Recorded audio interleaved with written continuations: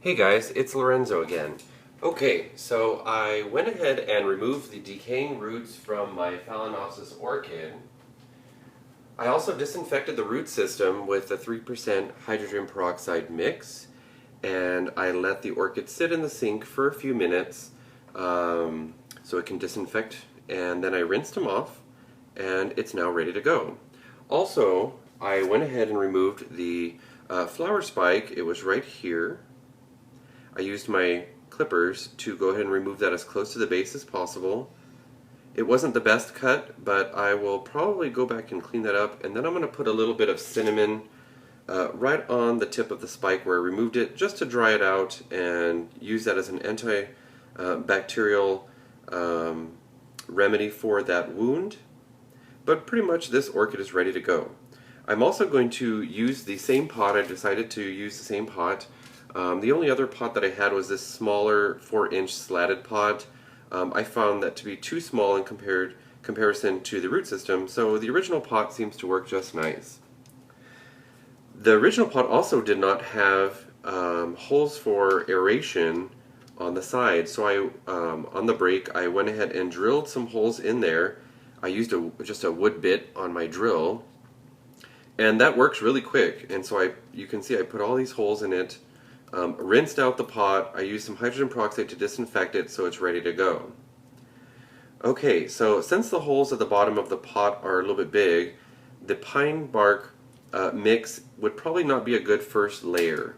So I went ahead and separated out a few of these bigger chunks of the fir bark, and I'm just going to throw some of those in there at the base. This will also provide for good drainage. Keeps a lot of the media from falling through, and I think it will make a good first layer. One other thing that I want to do is add a little bit of the sphagnum moss at the base of the pot as well. This root system on this orchid are pretty deep, so I want to make sure that the moisture that from the base of the pot reaches these roots, and so I'm going to put just a little bit of sphagnum moss at the very base. Kind of work that in just a little bit. I'm not going to put too much. Since I do keep my orchids indoors, I don't want them to retain too much moisture, and I want them to dry out decently between waterings. I think that's okay. I'm also going to put just a little bit of pine bark in there. And I'm going to tap the pot so the pine bark, the real fine pine bark, can actually kind of get into some of these little crevices on the base. And then I think we're ready to go. As you can see, it settles in quite nicely. So I'm going to place the orchid in the pot. I'm going to make sure that I try to get all the roots into the pot as neatly as possible. And I want the base of the orchid to sit pretty much where it did before.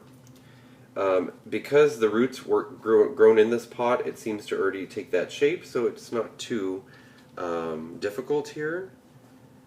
It seems pretty stable as well. I see one root here that I seem to have missed that I want to remove, so I'm going to do that right now. This little one. Now when you remove the decaying roots, only remove those that are kind of mushy, black and mushy. Try to, some of them might actually be a little bit more white, may not be as green as these ones are, and that's okay. As long as they're firm and they seem to be doing okay, I think the orchid would respond well. When you place the roots into the pot, be careful not to damage the roots. They can snap quite easily, and we don't want that to happen. So the orchid seems to be pretty firm in its new home. And I'm going to put just a little bit, a layer of some of this fir bark mix with the charcoal in there. Okay, put some on this side as well.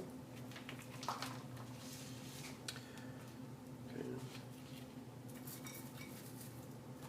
There we go. And this will fill in some of the bigger gaps that are in there.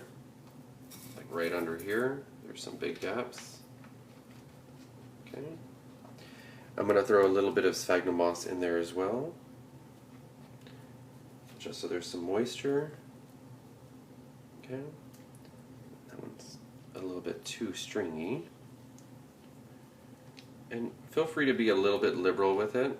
That's okay as well. Just don't overdo it. Add some more in here. I'm going to tuck some into the side over here since I really can't get to it. That seems to be okay. I'm going to add some of this pine bark into the base. Kind of give it a little tap to let some of that settle. Put some more over here. Give it a nice little tap. Let everything kind of work itself in. Add a little bit more of this pine charcoal perlite mix. And as you can see, the orchid seems to be pretty stable in its new pot once the media goes in. It's a little shaky right now, but it should all work out. Put a little bit more of this pine bark, give it a nice little tap. Let everything kind of settle in just a little bit. I'm going to put a little bit more sphagnum moss in these root systems here. Kind of stabilize with my hand. Put some on the side over here. And again, I use sphagnum moss because my environment can be dry if I bring the plants inside.